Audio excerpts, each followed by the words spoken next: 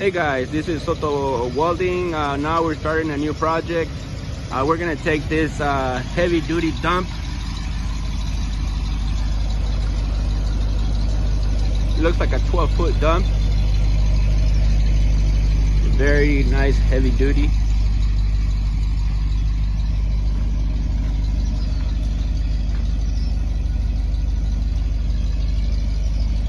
We're taking it and putting it in this newer model Hino. Very nice rust-free truck.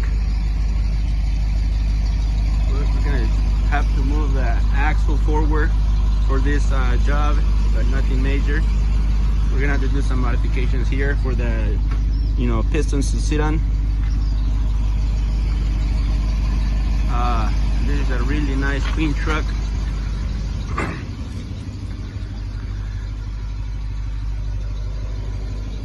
Low miles, 180 something miles. Really nice clean truck.